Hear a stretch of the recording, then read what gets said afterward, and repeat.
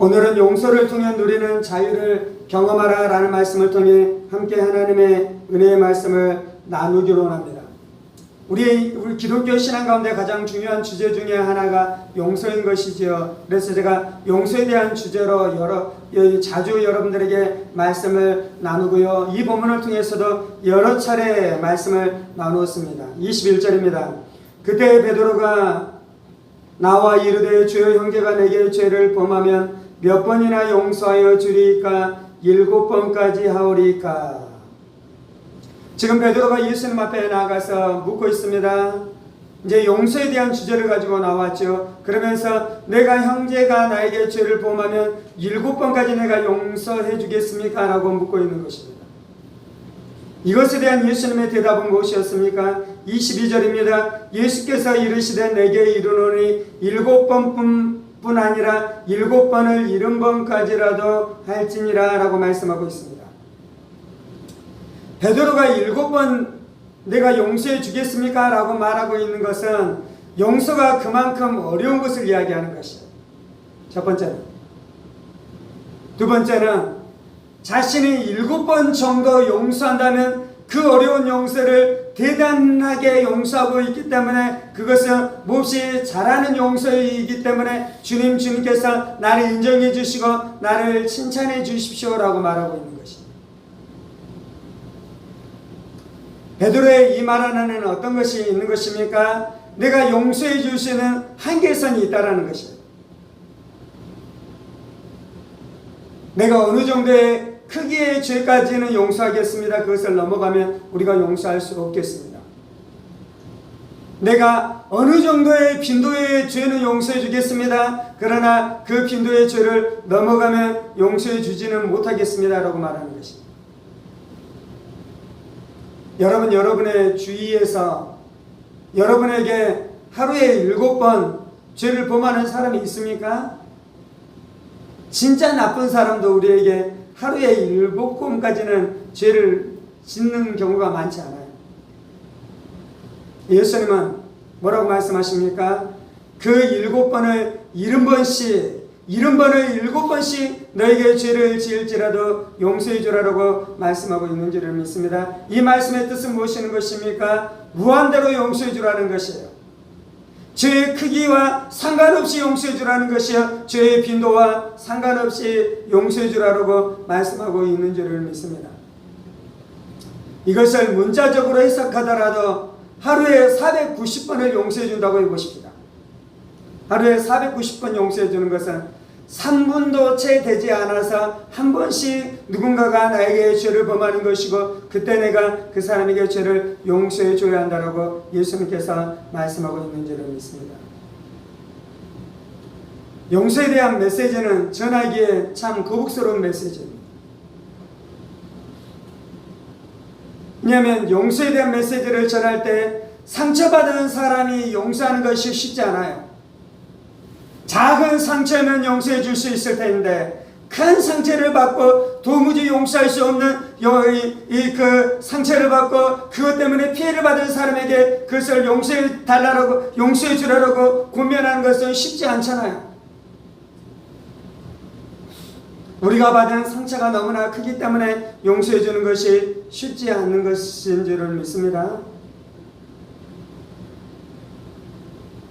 지금 최근에 첨단 지구 안에서 큰 아픔의 시간들을 지나가고 있잖아요.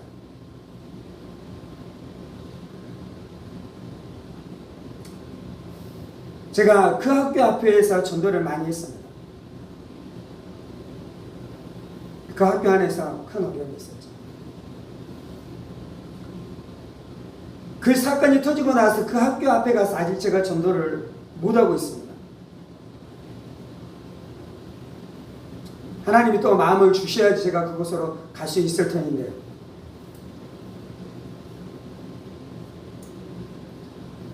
우리가 받은 상처가 너무나 크기 때문에 누군가를 용서하는 것이 쉽지 않을 뿐만 아니라 두 번째, 우리가 또 왜 용서하는 것이 쉽지 않습니까? 우리에게 상처를 주었었던 그 가해자가 자신의 죄를 깨닫고 우리에게 용서를 구하는 것이 아니라 그 가해자가 자신의 죄를 깨닫지 않는 경우도 참 많은 것이에요.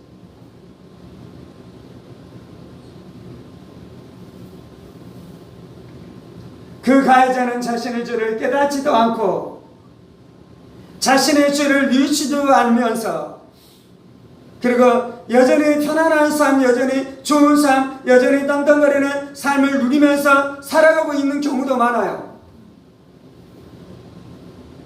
하나님, 내가 잘못한 것이 아니라 저 사람이 가해자이고 저 사람은 여전히 잘 살고 있는데도 불구하고 하나님께서 그 가해자를 나무라시고 그 가해자를 책망하는 것이 아니라 피해자인 나에게 와서 도리어 나에게 그 사람을 용서해달라고 말씀하고 있으니 도무지 내가 그 말씀을 내가 받아들일 수 없겠습니다. 도무지 내가 그 하나님의 요구에 대해서 내가 그것을 이해할 수 없습니다. 그 내가 요구 앞에 나의 마음을 열고 나의 삶을 여는 것이 도저히 불가능합니다라고 우리가 외치고 우리가 하소연하고 우리가 하나님의 말씀을 우리가 거절하고 거역하면서 살아가는 것이 우리 인생들 안에 나타나는 일들인 것입니다. 그렇게 용서하지 않는 그 누군가, 그것이 이해가 되기 때문에 어떤 면에서는 그것이 합당하다고 여기기 때문에 용서에 대한 말씀을 전하는 것이 쉽지 않은 것입니다. 그리고 이제 우리의 삶 안에는 값싼 용서를 요구하는 경우도 많아요. 이게 이제 신학자들이 많이 쓰는 표현이기도 합니다. 값싼 구원이라는 것에 대해서 제가 설교해 봤습니다. 이제 값싼 용서라는 것은 무엇이냐면요, 기독교가 가지고 있는 용서의 가치가 있어요. 근데 이 용서의 가치를 훼손시켜서 이 용서가 마치 아무것도 아닌 것처럼 여기게 하는 것이 값싼 용서예요. 하나님은 정의의 하나님이신 줄을 믿습니다. 하나님은 죄 지은 자를 반드시 심판하시는 줄을 믿습니다. 하나님께서는 그 죄인들에 대해서 자신의 정의를 드러내시고 이 하나님의 심판과 하나님의 공의한 심판을 드러내면서 반드시 심판하실 줄을 믿습니다.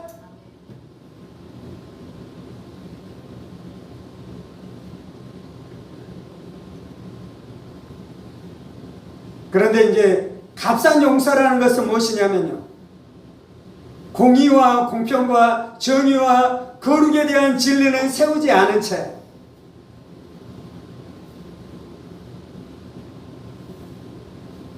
우리 안에 정의를 세우는 일들이 있어야 됩니다. 죄인들을 심판하고 하나님의 공의를 세우는 진리를 선포해야 됩니다.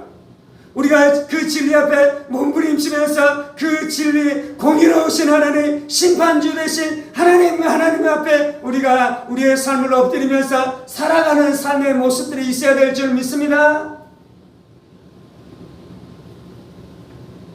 그 진리를 분명하게 세워가고 그 하나님에 대한 진리를 선포해 가는데 또 어떤 하나님이시더라고요. 하나님이 용서의 하나님이시기 때문에 우리 가운데 용서를 요구하시는 용서들이 있어요. 그래서 공의로우시고 정의로우신 하나님을 선포하면서 또한 오늘 주제는 무엇이냐면 공의를 선포하는 것입니다. 용서를 선포하는 것입니다. 근데 이제 사람들이 어떨 때 이제 상처를 받냐면요,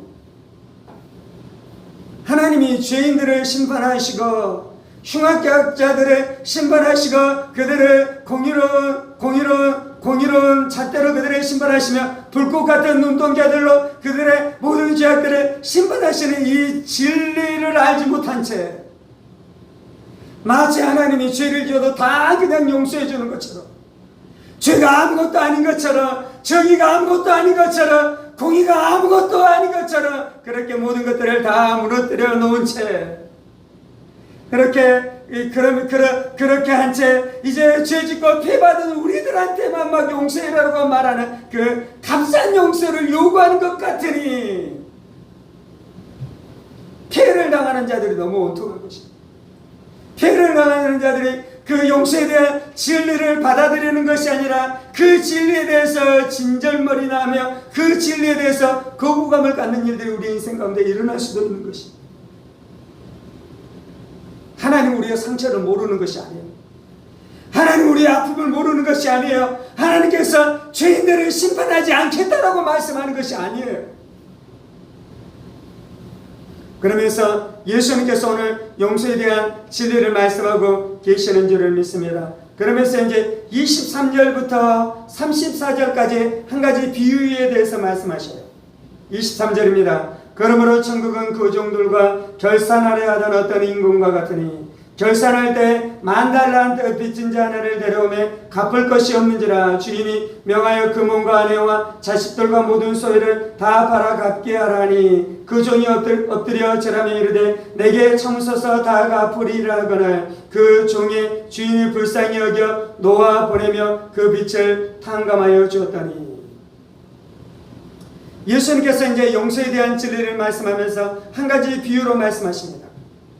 천국은 결산하려고 했었던 어떤 임금, 어떤 주인과 같은데 결산하러 온 자신의 종 중에, 자신의 하인 중에 누가 있었습니까? 10,000달란트 빚진 종이 있었다는 것입니다.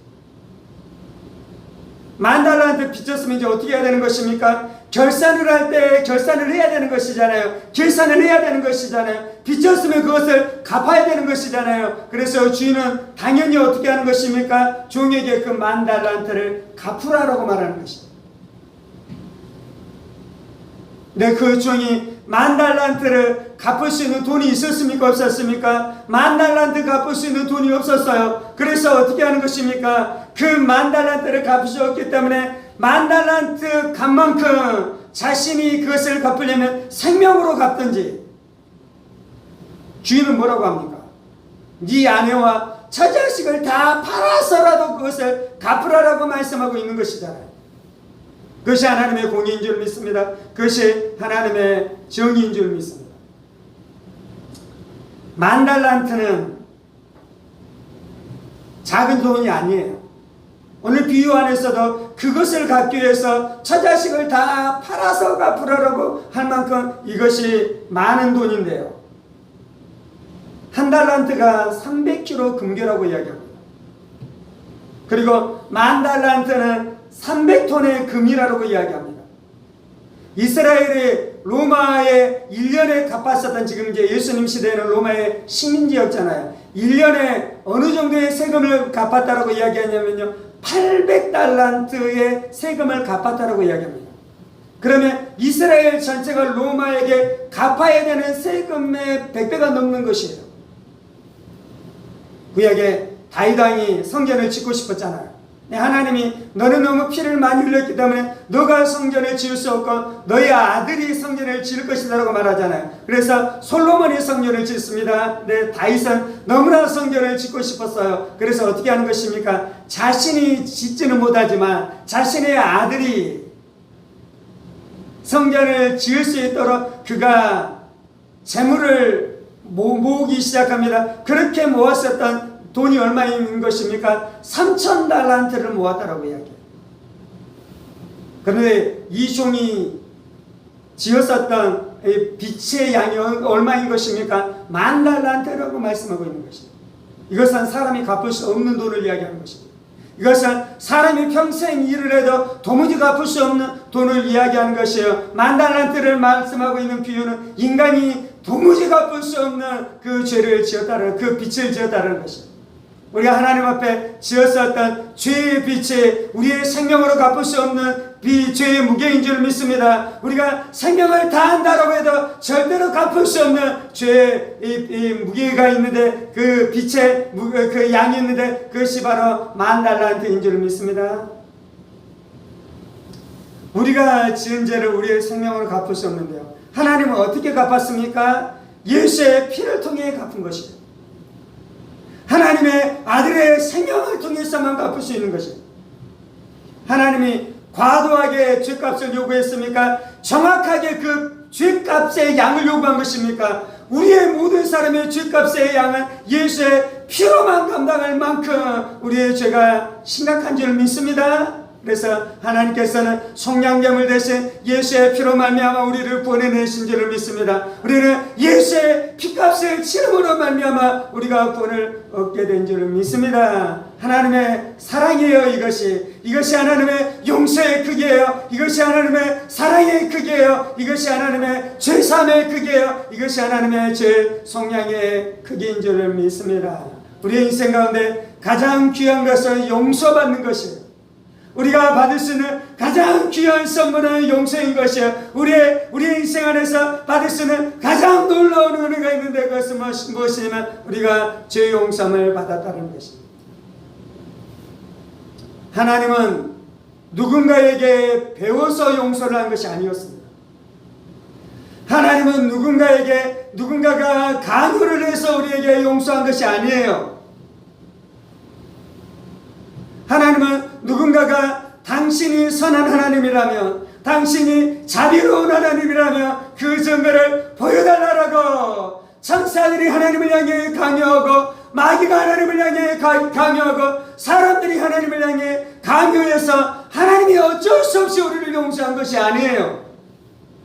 용서는 하나님 자신으로부터 시작된 것인 줄 믿습니다. 용서는 하나님의 본성이 시작된 것인 줄 믿습니다. 용서는 하나님의 자발적인 뜻과 자발적인 의지와 자발적인 결정에 의해서 하나님께서 우리를 그렇게 용서하신 줄 믿습니다.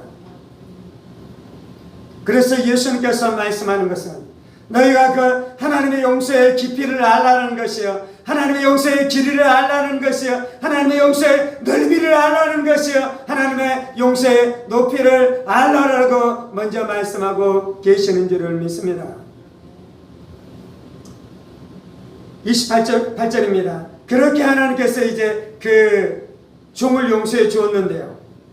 28절, 그 종이 나가서 자기에게 100다리온 빚진 동료 한 사람을 만나 붙들어 목을 잡고 이르되 빚을 갚으라며, 그 동료가 엎드려 간구하여 이르되 나에게 참아주소서 갚으리이다 하되 허락하지 아니하고 이에 가서 그가 빚을 갚도록 옥에 가두거늘 그 동료들이 그것을 보고 몹시 딱하게 여겨 주인에게 가서 그 일을 다 알리니.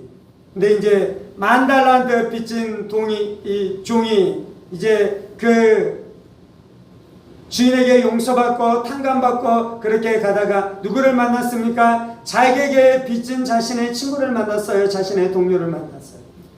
자신에게 빚진 자가 얼마를 빚졌다고 말씀하고 있습니까? 100다리온 빚졌다고 말씀해요. 한 데나리온은 당시 노동자 하루의 품삯이었습니다. 그래서 100데나리온이라는 것은 100일 동안의 품삯이에요. 100일 동안 벌 수 있는 품삯이에요. 한 석 달에서 넉 달 정도 벌 수 있는 품삯이에요. 그래서 100데나리온이라는 돈은 사실은 작은 돈은 아니에요. 물론 석 달에서 넉 달의 월급치가 되니까 그것이 작은 돈은 아니지만 그렇다고 못 갚을 돈도 아니에요. 그런데 이 용서함을 받았었던, 탕감을 받았었던 이 동료가 어떻게 하는 것입니까? 그의 목을 잡고 그를 끌어다가 옥졸에게 붙이고, 그래서 그를 감옥에 가두면서 말하는 것은 무엇입니까? 네가 이것을 다 갚기까지 여기서 나오지 못하리라고 이야기하는 거잖아요. 근데 이 사건을 보는데 많은 친구들, 다른 동료들이 보면서 몹시 마음 안에 분노가 들기 시작하는 것이에요. 다른 사람이 그렇게 했으면 모르는데 지금 자신의 주인 임금에게 절대로 갚을 수 없는 10,000달란트나 탕감받은 그 종이 자신의 친구에게 그렇게 용서하지 않고, 자신은 용서받았음에도 불구하고 용서하지 않는 그 친구를 보면서 이제 어떻게 하는 것입니까? 임금에게, 주인에게 이 사실을 알리잖아요. 그러자 이 소식을 들었었던 왕이, 임금이 노해서 어떻게 하는 것입니까? 다시금 32절입니다. 이에 주인이 그를 불러다가 말하되 악한 종아, 네가 빌기에 내가 내 빚을 전부 탕감하여 주었거늘 내가 너를 불쌍히 여김과 같이 너도 내 동료를 불쌍히 여김이 마땅하지 아니하냐고. 주인이 노하여 그 빚을 다 갚도록 그를 옥졸에게 넘기니라. 기독교 신앙의 가장 중요한 것 중에 하나는 용서입니다. 35절에 이렇게 말씀합니다. 너희가 각각 마음으로부터 형제를 용서하지 아니하면 나의 하늘 아버지께서도 너희에게 이와 같이 하시리라. 35절은 그 비유에 대한 결론이에요. 34절까지 비유의 내용이고요. 35절은 그 비유에 대한 결론으로 예수님께서 말씀하는 것입니다. 너희가 각각 마음으로부터 형제를 용서하지 아니하면 나의 하늘 아버지께서도 너희에게 이와 같이 하시리라. 너희가 용서하지 않으면 하늘 아버지께서도 너희에게 이렇게 용서하지 않으리라. 임금이 마치 용서하지 않는 그 자신의 하인 종을 감옥에 가두었었던 것처럼 너희들도 감옥에 갇히게 되리라. 이 말씀은 심판받아 지옥 간다는 말씀입니다. 목사님, 저는 예수님 믿으면 천국 간다고 배웠는데요. 근데 이 말씀에서는 예수님 믿으면 천국 간다라고 말씀하고 있는데요. 이것이 예수님 믿으면 천국 간다라는 진리를 부정하는 것이 아니에요. 그것도 진리인데. 근데 또 뭐라고 말씀하는 것입니까? 네가 마음으로 형제를 용서하지 않으면 지옥 간다라고 말씀하고 있어요. 우리가 성경을 피상적으로 읽으면 안 돼요. 우리가 성경을 종교적으로 읽으면 안 돼요. 성경에서는 분명하게 뭐라고 말씀하냐면 너희가 마음으로 형제를 용서하지 않으면 하늘에 계신 너희 아버지께서도 너희에게 이와 같이 하시리라고 말씀하고 있어요. 기독교에서 가장 중요한 것은 하나님 두 가지 계명으로 말씀하셨습니다. 첫 번째는 하나님을 사랑하는 것이고 두 번째는 내 이웃을 내 몸과 같이 사랑하는 것이다. 나무로 비유하자면 하나님을 사랑하는 것은 뿌리예요. 그리고 이웃을 사랑하는 것은 열매예요. 뿌리가 중요합니까? 열매가 중요합니까? 물론 뿌리가 중요하죠. 뿌리가 먼저이죠. 뿌리가 없이 열매가 있을 수는 없는 것이죠.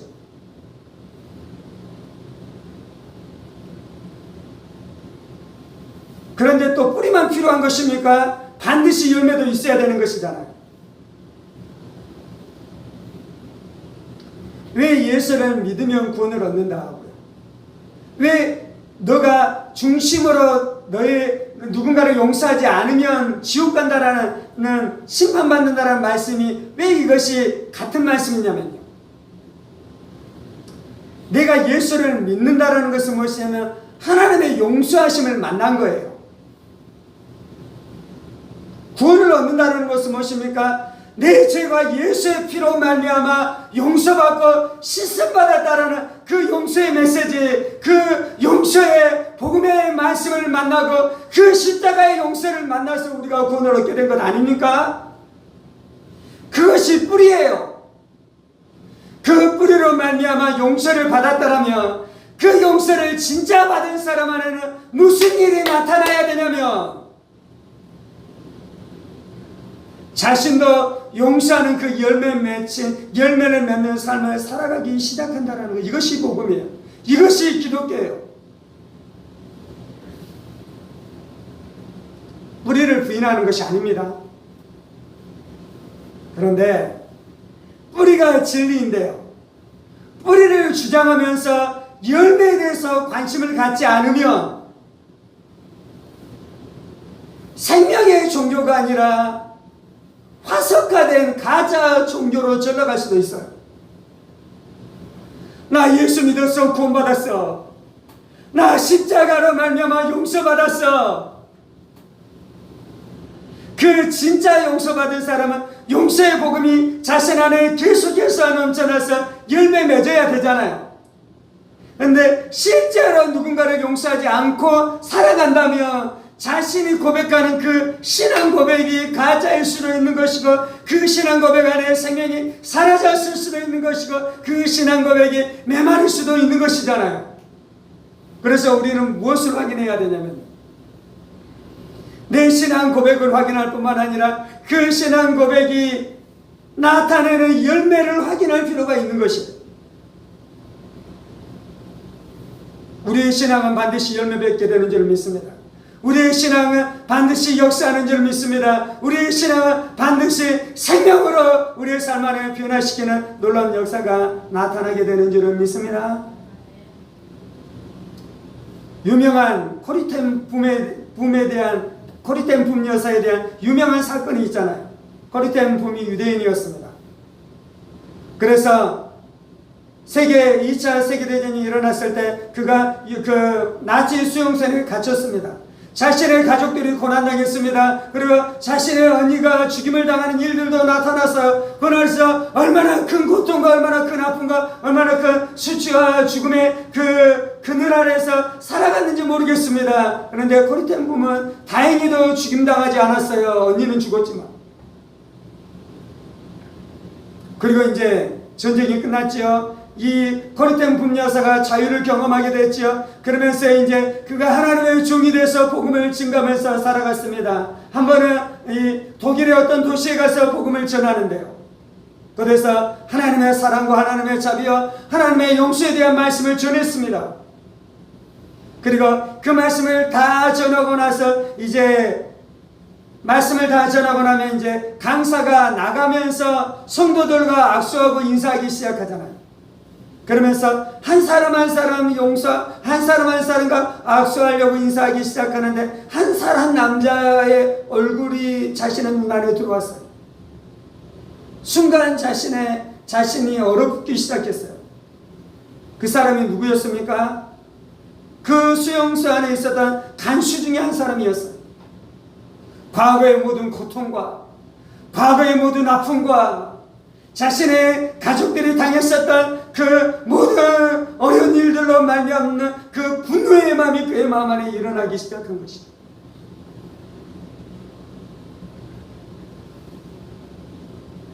그 시간이 마치 지옥 같았다라고 코리텐 붐은 고백하고 있습니다. 온몸이 얼어붙고 고통스럽고 그래서 속으로 기도하는 거, 하나님 나 도와달라. 하나님 나 첫사람 도무지 용서할 수 없다고, 절대로 용서할 수 없다.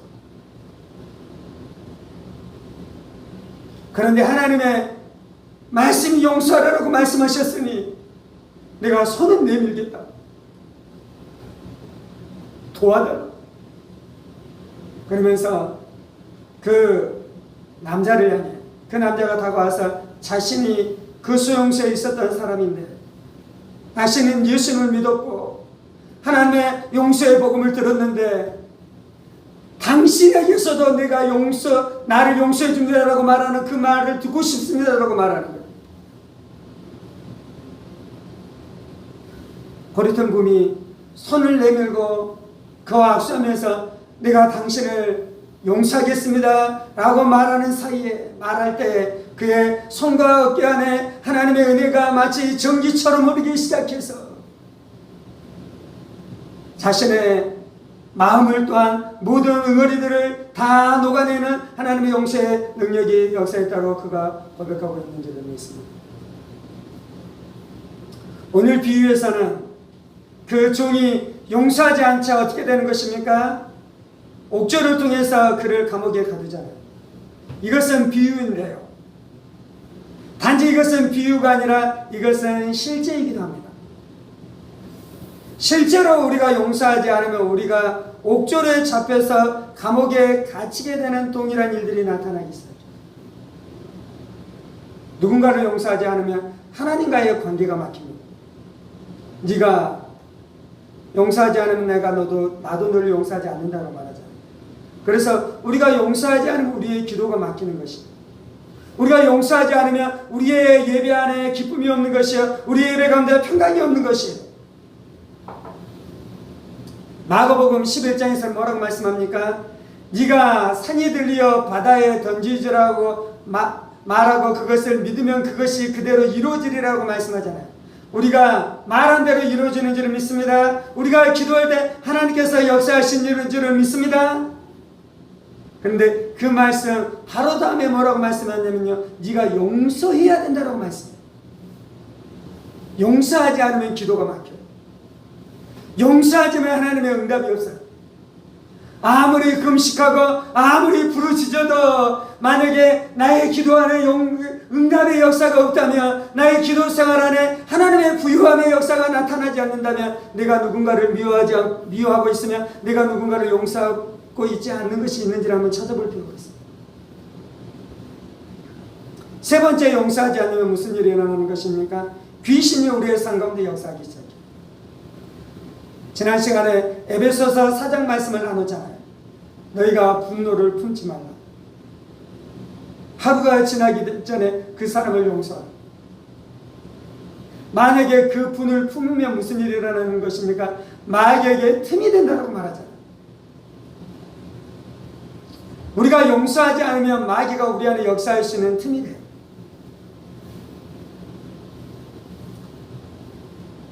예수전도단에서 DTS라는 스쿨을 하는데요. 그곳에서 상처 치유라는 한 3주 정도의 시간들이 지나가요.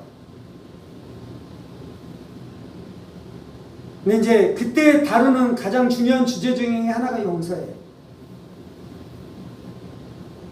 그래서 자신한테 죄 지은 사람을 용서해 주도록 강의하고 그것들에 대한 시간들을 가져요. 용서하는 것이 너무 힘들어요. 용서하는 것이 너무 고통스러워. 아버지에게 받았었던 상처들, 어머니에게 받았었던 상처들, 형제들에게 받았었던 상처들, 선배에게 받았었던 상처들, 군대에서 받았었던 상처들,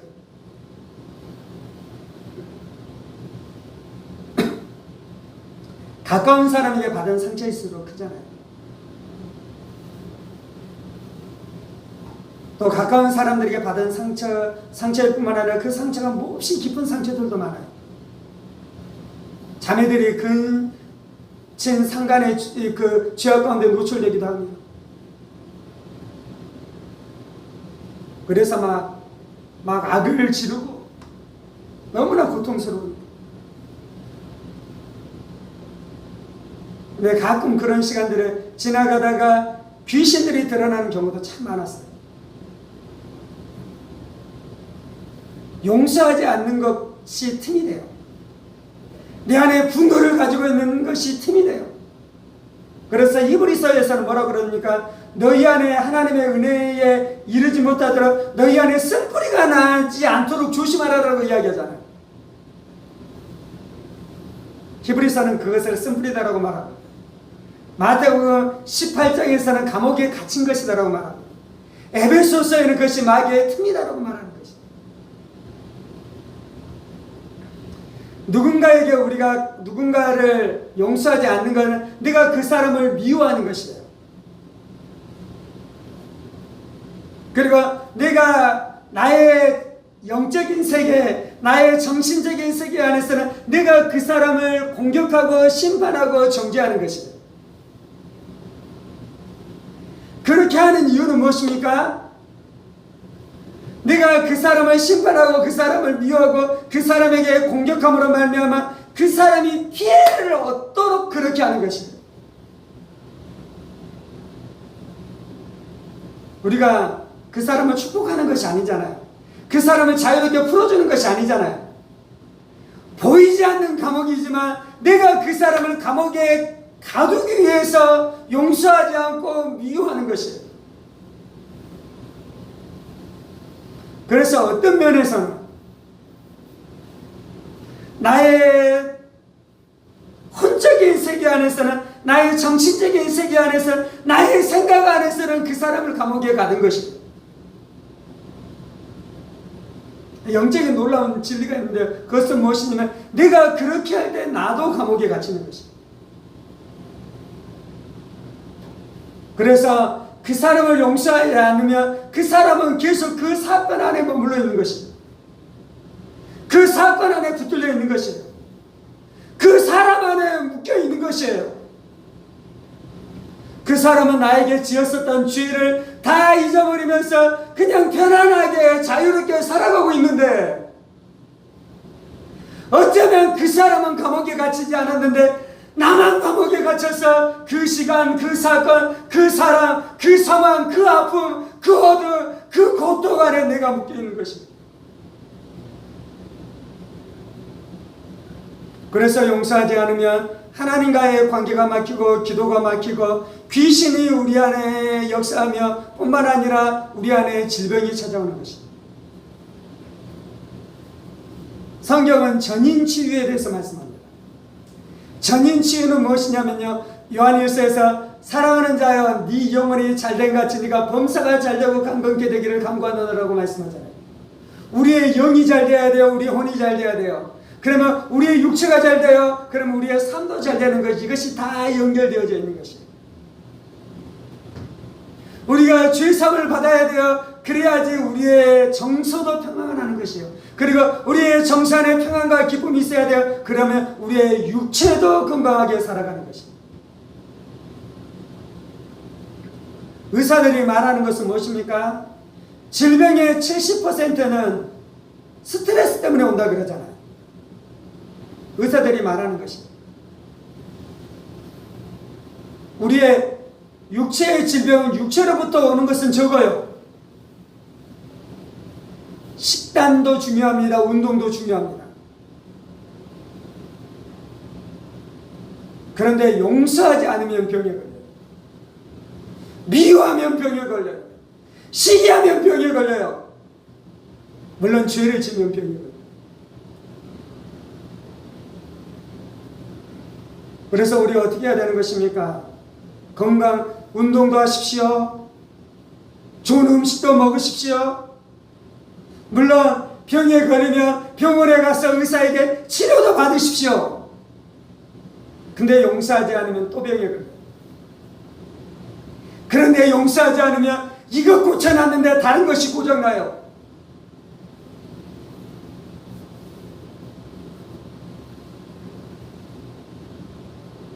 우리가 용서가 어려운 이유는 무엇입니까? 저 사람이 진짜 나에게 큰 죄를 지었기 때문에 용서가 어려운 것입니다. 저 사람이 자신이 지었던 죄를 깨닫지도 못하고 있기 때문에,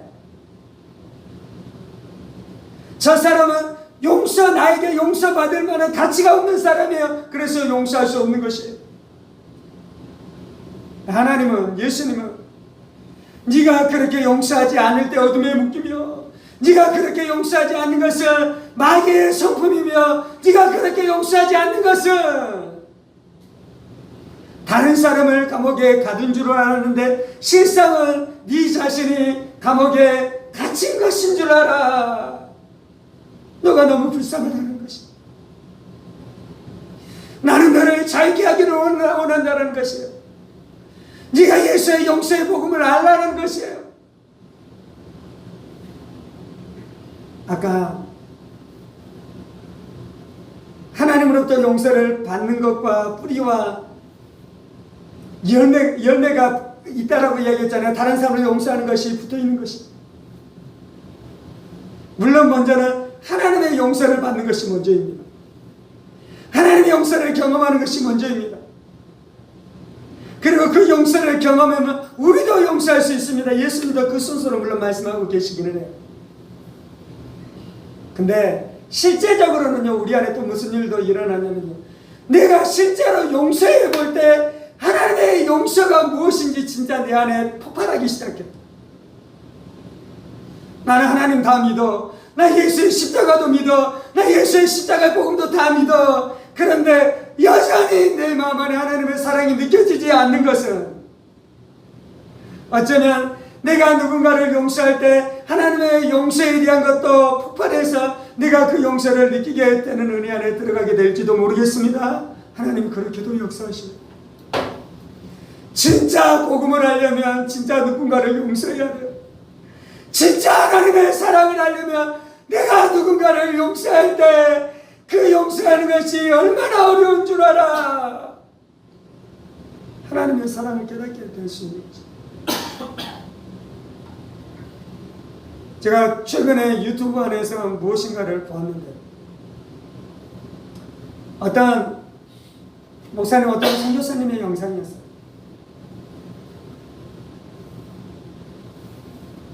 그분이 자기 자식이 죽었어요. 어려서.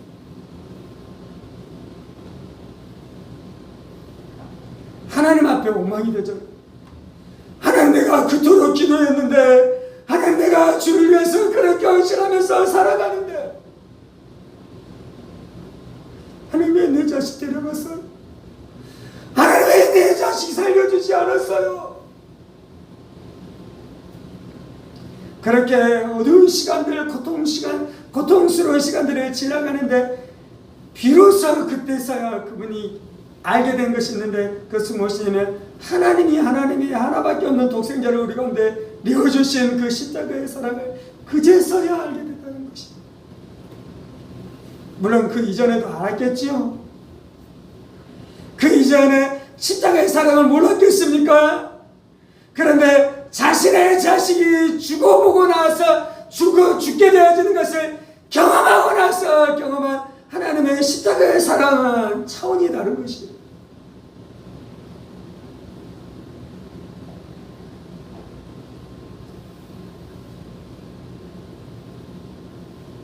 우리에게 용서를 요구하시는 하나님은 자신의 자식을 사람들의 손에 넘겨줘서 그들에게 억울하게 죽인다는 줄을 믿습니다.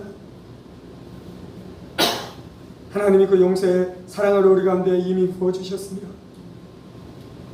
그리고 우리의 삶 안에서는 그 용서를 받은 자들이 살아가야 되는 것은 무엇이냐면 하나님의 용서에 대해서 하나님 앞에 감사하는 것도 물론 필요한데요,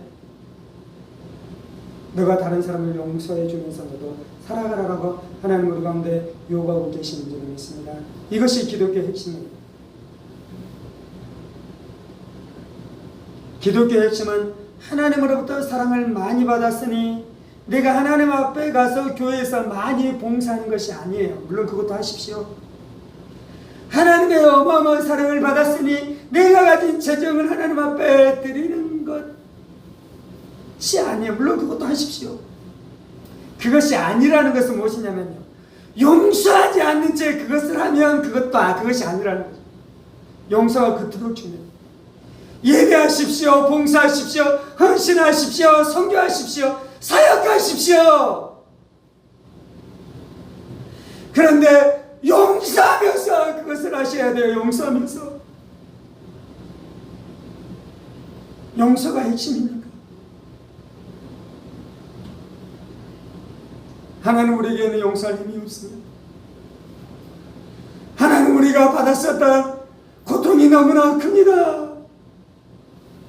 물론 오늘 용서에 대한 모든 진리를 다 나눈 건 아니지만 오늘 여러분들이 이 자리에서 용서하지 못할지도 모르겠어요. 제가 이제 이 말을 하는데 생각나는 성경 구절이 있어요. 마가복음 11장에서는 네가 가서 기도할 때 그것이 생각나거든 용서하라고 말씀했어요. 뭐냐면 그 자리에서 즉시로 하라는 거예요. 즉시로. 그것보다 급박한 것이 없다는 것이. 지금 제가 이제 이 멘트를 하는데 이 멘트를 나누기 전에 제가 여러분들한테 하려는 멘트는 뭐였냐면, 지금 안 되면 그래도 이 진리를 붙들고 계속해서 주님 앞에 나아가셔서 하십시오라는 멘트를 하려고 그랬어요.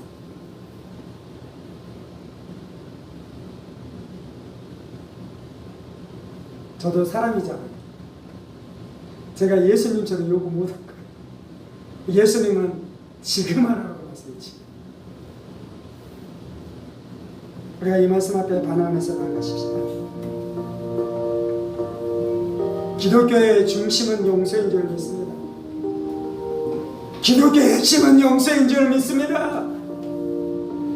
다른 거 다 해도 용서가 빠지면 그것은 기독교가 아니에요.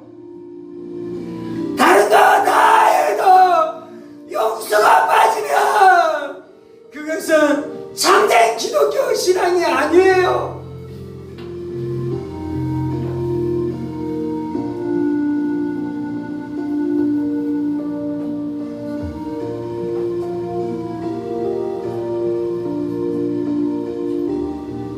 용서가 없으면 바리새인이 됩니다. 용서가 없으면 화석화된 기독교가 됩니다. 용서가 없으면 형식적인 기독교가 됩니다. 용서가 없으면 자신의 신앙생활과 자신의 종교생활을 뽐내는 교만한 자가 되는 것입니다. 다른 사람을 용서하지 않으면 자신의 종교 생활을 자랑하고 자신의 기도 생활을 자랑하고 자신의 헌신을 자랑하는 바리새인이 되는 것이에요.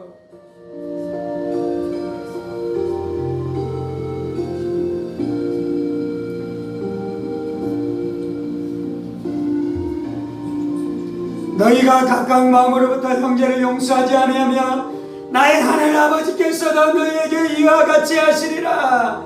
너희가 각각 마음으로 형제를 용서하지 아니하면 나의 하늘 아버지께서도 너희에게 이와 같이 하시리라.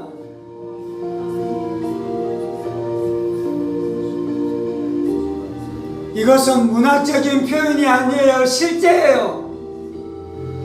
이것은 문학적인 표현이 아니에요. 실제예요. 용서하지 않으면 질병에 시달려요. 용서하지 않으면 귀신의 속박 가운데 들어가요. 용서하지 않으면 기도의 응답이 없어요. 용서하지 않으면 예배가 메말라가요.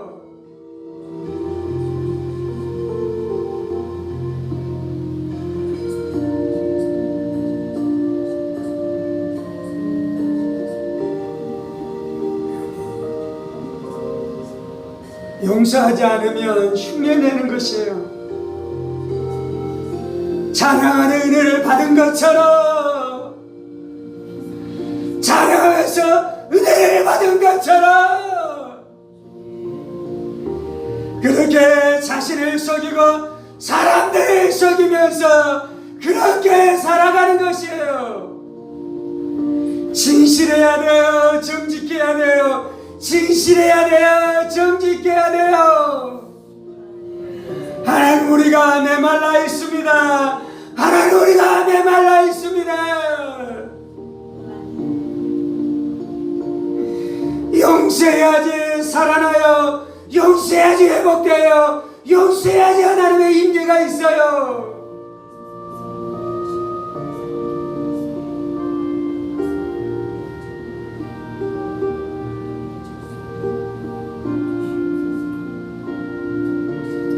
아버지, 내가 죄인이었었던 것을 보게 하여 주옵소서.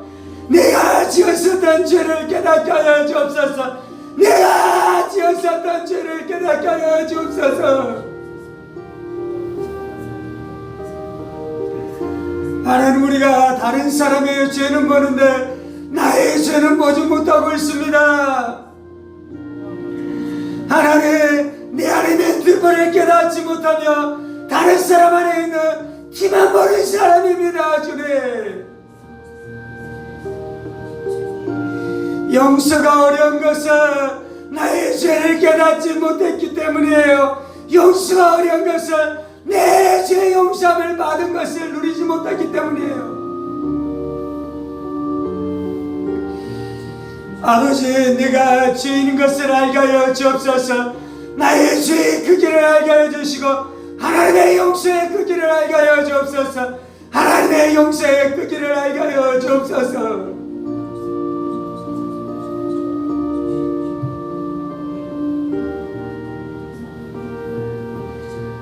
아버지, 아버지, 아버지,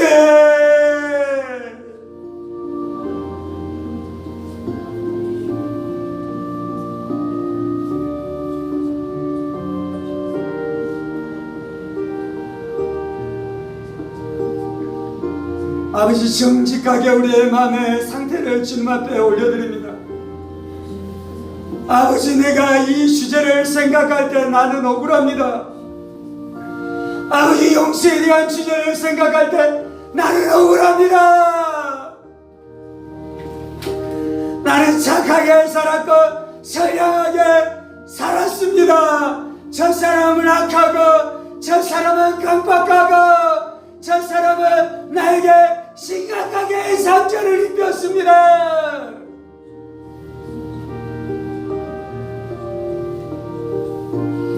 그래서 나는 억울합니다. 그래서 나는 억울합니다. 저 사람은 아직도 자신의 죄를 깨닫지 못하며 자신의 악함을 깨닫지 못하며 자신의 나를 향한 공격을 깨닫지 못하면서 그렇게 살아가고 있으니 나는 억울합니다. 나는 억울합니다.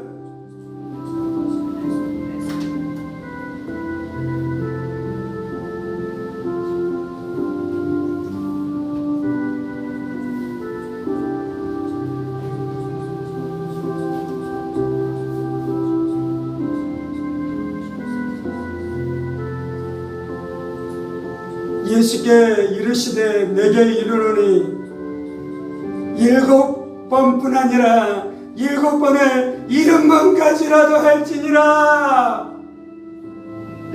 7번뿐 아니라 7번을 70번까지라도 할지니라.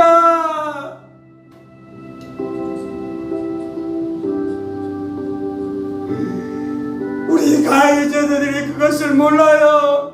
인정하지 않아요. 부인해요. 거짓말해요. 아버지 나에게 상처 준 자가 인정하지 않고 부인하고 거짓말합니다. 포장하고 변명합니다. 때때로 도리어 내가 잘못했다고 나를 공격합니다. 주님,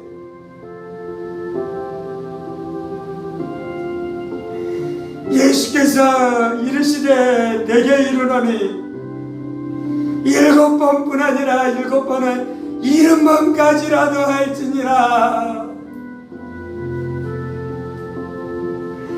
아버지, 우리는 이 말씀 앞에 응답할 수 없는 가련한 자들입니다.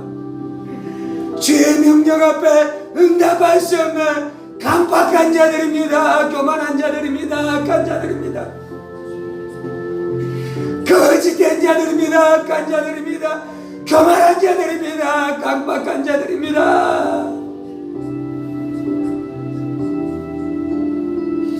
아버지, 어둠 안에 있는 자들입니다.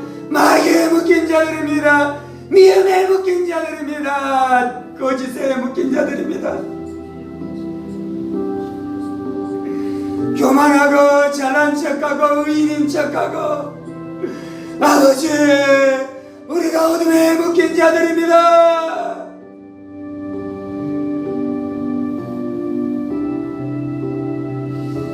주여, 우리도 변명하고 거짓말하고 다른 사람에게 죄를 뒤집어 씌우는 자들입니다. 변명하고 거짓말하고 비난하고 비판하고 다른 사람에게 죄를 뒤집어 씌우는 자들입니다. 주님, 아버지, 우리의 악감을 아시오니 주 우리를 도와주옵소서. 우리를 도와주옵소서. 우리를 도와주옵소서. 주님,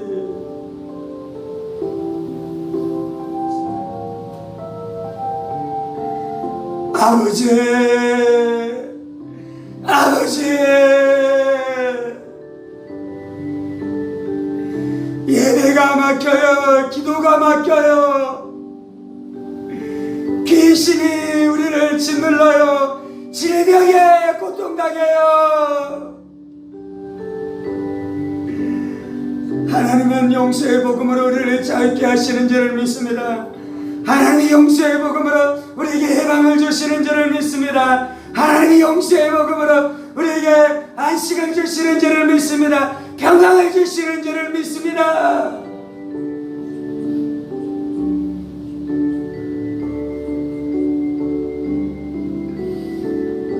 자유를 누릴지니라. 귀신의 속박에서 자유를 누릴지니라. 흉악한 질병의 살슬에서 자유를 누릴지니라. 하나님, 나는 용서할 수 없으나 하나님 나를 용서하셨으니 나도 나에게 죄 지은 자를 용서합니다. 주님, 하나님 내 힘으로 용서할 수 없으나 예수님 말씀하셨으니 내가 예수님의 말씀 앞에 순종하기를 원합니다. 주님,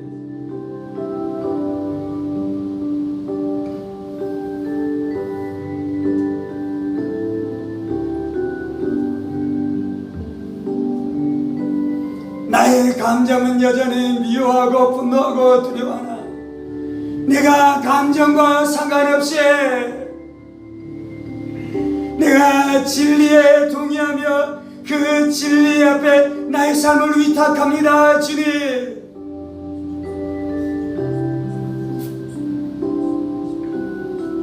주님, 움직일 수 없었던 고리된 봄이 주의 말씀 앞에 순종하기를 원하는 의지적인 결단으로 손을 내밀었을 때에 돌처럼 굳었었던 그의 육체 안에 성령의 기름 부으심이 역사했었던 것처럼 돌처럼 굳은 우리의 감정과 우리의 영혼과 우리의 육체 가운데 성령님의 기름 부으심이 역사하실 줄 믿습니다. 치료와 해방의 기름 부으심이 역사하시는 것을 믿습니다.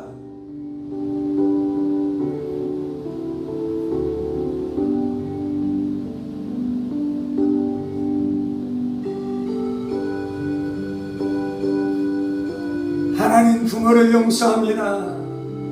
아버지를 용서합니다. 어머니를 용서합니다. 남편을 용서합니다. 아내를 용서합니다. 시부모를 용서합니다. 형제를 용서합니다.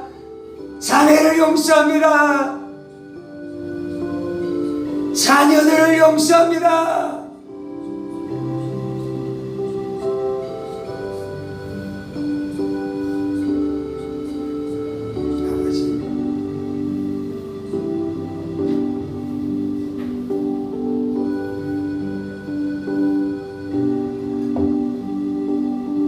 성령 우리 안에 기름 부어 주옵소서.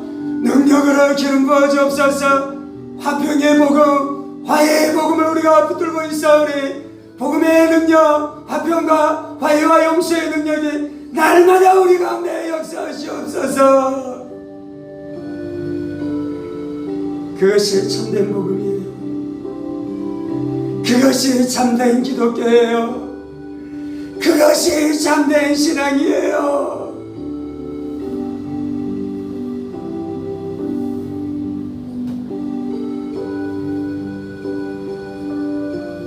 아버지, 고통당하는 자들을 불쌍히 여겨 주옵소서. 이 땅 가운데 피해자들을 불쌍히 여겨 주옵소서. 최근에 이 지역 안에 일어났었다 고통스러운 사건 가운데 주여 임하시옵소서.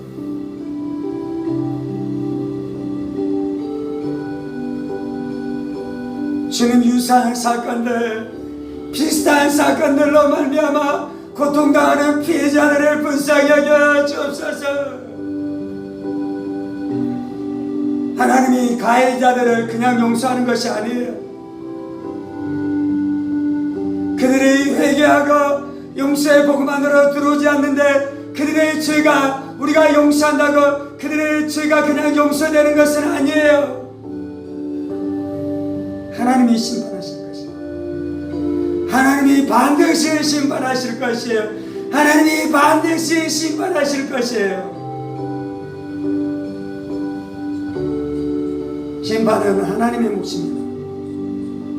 우리는 용서해야 되는 것입니다.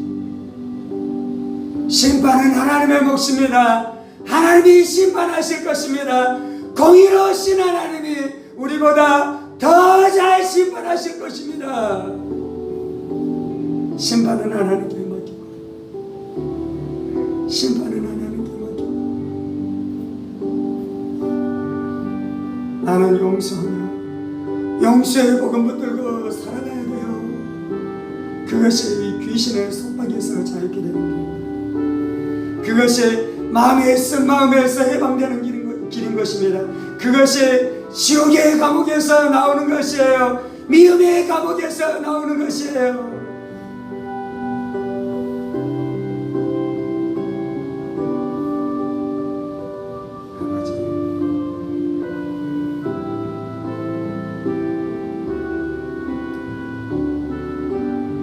하나님, 광주 땅이 5.18 기간들을 지나가고 있습니다.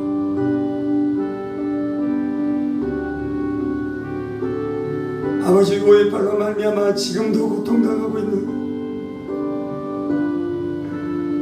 사랑하는 아들, 딸들을 불쌍히 여겨 주옵소서.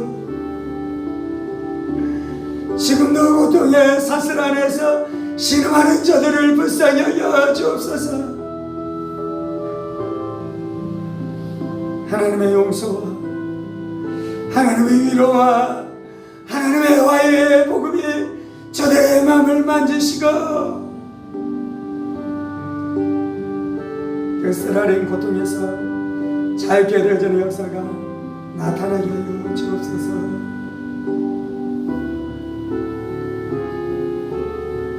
하나님, 우리의 가정을 주님 앞에 올려드립니다. 가정 안에 화해가 역사하게 하여 주옵소서. 화해가 역사하게 하여 주옵소서.